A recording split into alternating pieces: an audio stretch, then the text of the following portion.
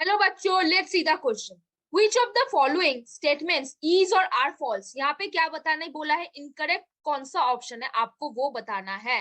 देखो point one में क्या लिखा हुआ है, in ecosystem food webs are found. देखो इकोसिस्टम पे क्या होता है, फूड वेब्स मिलते हैं। क्या मिलते हैं? फूड वेब्स मिलते हैं, फूड चेन्स मिलते हैं वहां पे। तो हमको पता चलता है कैसे एक फूड साइकिल मेंटेन होता है। मान लो क्या, हर जो प्रोड्यूसर है उसको कौन खाएगा? प्रोड्यूसर को खाएगा हर्बीवोर।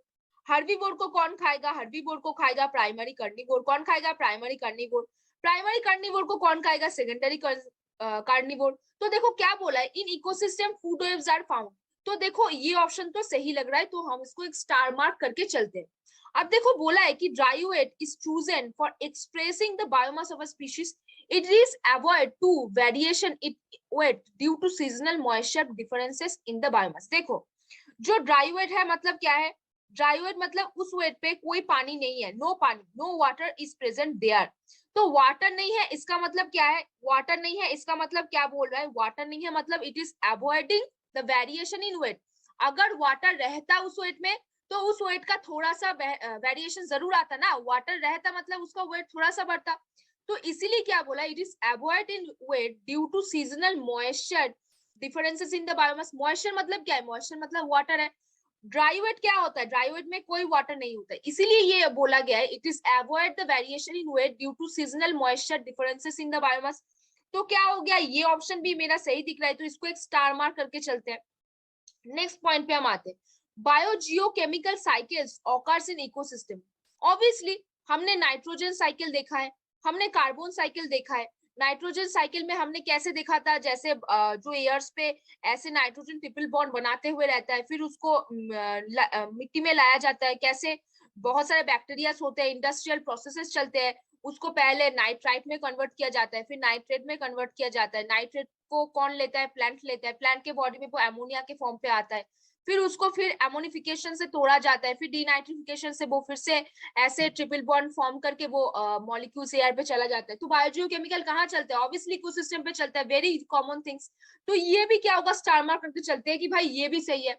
अभी देखो फोर्थ ऑप्शन में आ रहे हैं, photosynthesis and the respiration at the central to carbon cycle. Obviously क्या होगा, फोटोसिंथेसिस के टाइम पे क्या होगा? फोटोसिंथेसिस के टाइम पे जो बाहरी एयर का CO2 था वो प्लांट अपने हिसाब के लिए ले लेगा, और लेकर वो क्या करेगा? ग्लूकोज का फॉर्मेशन करेगा। क्या करेगा? ग्लूकोज का फॉर्मेशन करेगा। अब देखो क्या बोला है, रेस्पिरेशन पे क्या होता है, जब एनारोबिक और एरोबिक दो टाइप का रेस्पिरेशन होगा, दोनों टाइप के रेस्पिरेशन में क्या होगा, जब मान लो कि एरोबिक रेस्पिरेशन हो रहा है तो एरोबिक रेस्पिरेशन के टाइम पे इसको तोड़ के पायरुवेट में कन्वर्ट कर दिया जाएगा पहले, फिर पायरुवेट को कहाँ पे? CO2 में कन्वर्ट किया जाएगा, वाटर में कन्वर्ट किया जाएगा, एनर्जी में कन्वर्ट किया जाएगा। तो CO2 रेस्पिरेशन के टाइम पे निकल रहा है कि नहीं रहा है? तो photosynthesis and respiration are the central to carbon cycle. Obviously carbon cycle क्यों बोल रहा है? क्योंकि जो कार्बन एयर से फोटोसिंथेसिस के थ्रू प्लांट ने उठाया था, उसने वो क्या बनाया था? ग्लूकोज बनाया था।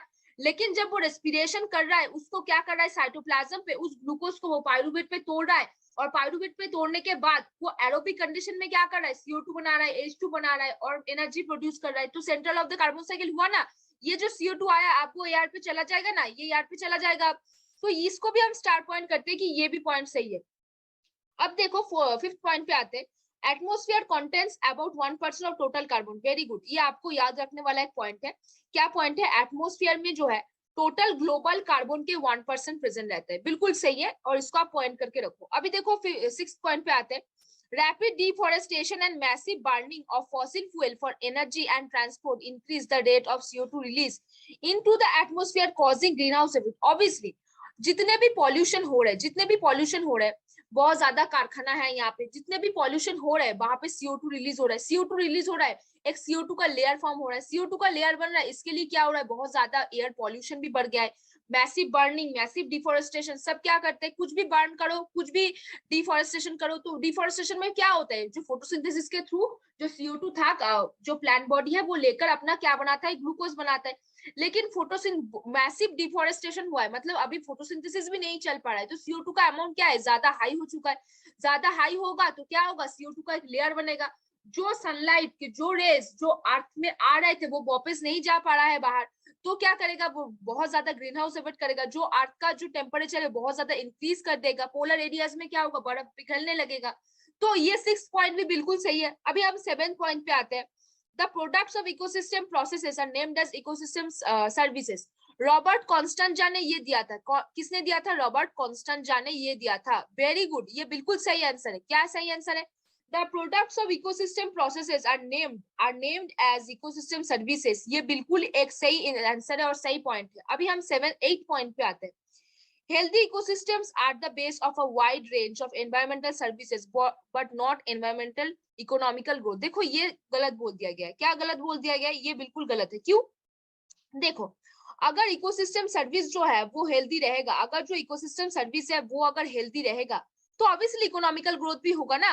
अगर आप देखो, अगर आप बहुत ज्यादा प्लांट रखोगे, बहुत ज्यादा प्लांट आपका होगा, तो वो प्लांट एनवायरमेंट में CO2 का अमाउंट घटाएगा। CO2 का अमाउंट घटाएगा तो पॉल्यूशन क्या होगा? घटेगा। पॉल्यूशन क्या होगा? घटेगा।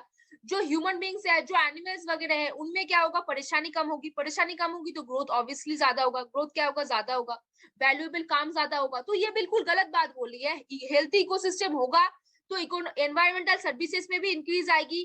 वही अगर एनवायरमेंटल सर्विस इंक्रीज हो रहा है, मतलब क्या हो रहा है? इकोनॉमिकल ग्रोथ भी बढ़ेगा। तो ये बिल्कुल गलत बोला है, तो हम इसको क्रॉस मार्क कर देते हैं। अभी चलो नेक्स्ट पॉइंट पे आते हैं। Healthy forest ecosystem not mitigate droughts. Mitigate droughts मतलब क्या है? ये ड्रॉट्स को नहीं रोकता। बिल्कुल गलत है। अगर हेल्थी फॉरेस्ट इकोसिस्टम होगा तो बहुत ज्यादा प्लांट वहां पे प्रेजेंट होगा, तो वो ड्रॉट को क्या करेगा? ऑब्वियसली कंट्रोल करेगा। तो ये पॉइंट क्या है? ऑब्वियसली गलत है। तो कौन दो पॉइंट यहाँ पे गलत दिखा हमारे पास? हमारे पास कौन दो पॉइंट गलत दिख गया? ये जो 8 नंबर का पॉइंट है जो बता रहा था healthy ecosystem service are the base for a wide range of environmental service but not for economical growth, ये पॉइंट हमने गलत देखे थे। क्यों गलत देखे थे? क्योंकि हेल्दी इकोसिस्टम होगा तो एनवायरमेंटल सर्विसेज में इंक्रीज आएगी। अगर वहां पे इंक्रीज आ रही है तो इकोनॉमिकल ग्रोथ भी बढ़ेगा। अभी हम पॉइंट 9 जो था वो भी गलत था। क्यों गलत था?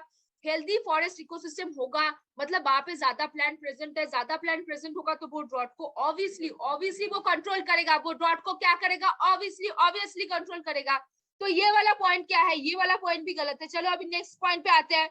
Robert Costanza et al have tried to put price tag. Very good, very nice. ये वाला जो पॉइंट है क्या बोला है? रॉबर्ट कॉन्स्टेंजा जो था, उन्होंने सारे जो इकोनॉमिकल जो काम चल रहे, सारे जो इकोसिस्टम का सर्विस चल रहे, उन सारे चीजों में उन्होंने एक प्राइस टैग दिया था।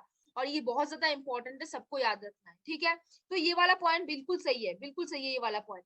अब देखो नेक्स्ट 11th पॉइंट पे आते हैं। एजी ट्रांसले कॉइन द टर्म इकोसिस्टम। आप सबको पता है, ये भी बहुत इंपॉर्टेंट है और ये बिल्कुल सही दिया गया है।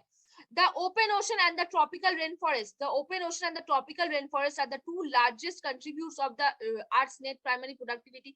ये बिल्कुल सही बोला। अभी नेट प्राइमरी प्रोडक्टिविटी क्या है? जो प्रोड्यूसर अपने बॉडी पे जो फोटोसिंथेसिस के थ्रू अपना खाना मौजूद करता है, उसको हम क्या बोलते हैं? जीपीपी बोलते हैं। अब रेस्पिरेशन के टाइम पे कुछ एनर्जी उसमें लॉस होता है, तो GPP minus R equal to क्या हो जाता है? Net primary productivity.